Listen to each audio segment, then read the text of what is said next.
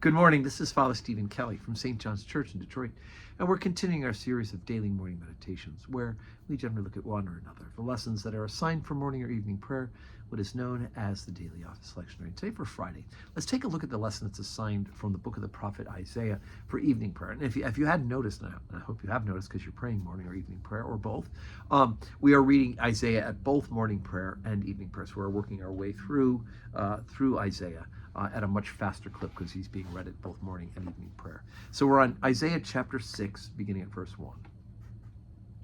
In the year that King Uzziah died, I saw also the Lord sitting upon a throne, high and lifted up, and his train filled the temple. Above it stood the seraphims. Each one had 6 wings. With twain he covered his face, and with twain he covered his feet, and with twain he did fly. And one cried unto another and said, Holy, holy, holy is the Lord of hosts. The whole earth is full of his glory. And the posts of the door moved at the voice of him that cried, and the house was filled with smoke.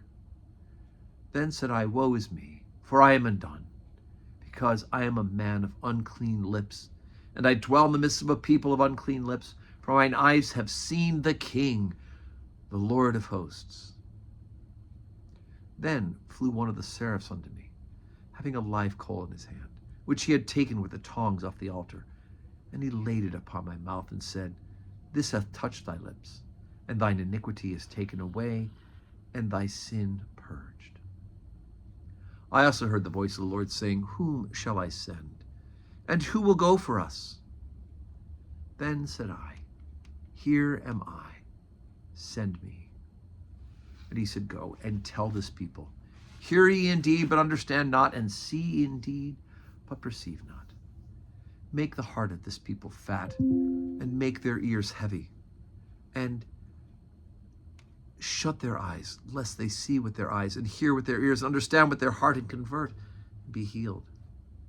Then said I, Lord, how long?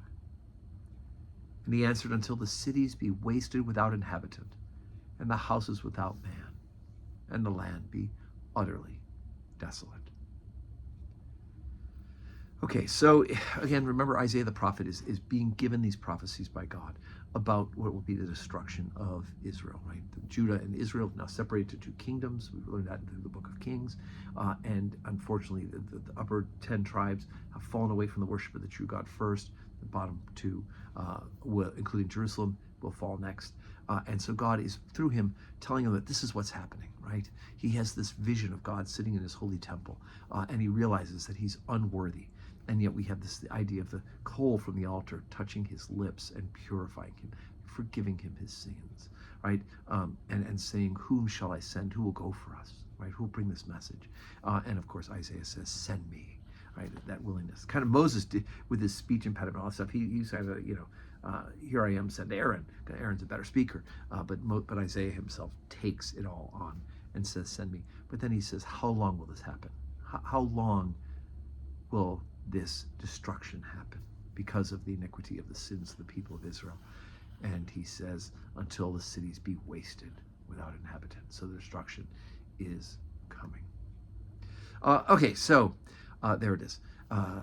More Isaiah to come. Of course, and the good news is that after this time of diaspora, the time of exile from the promised land, the people will in fact be restored.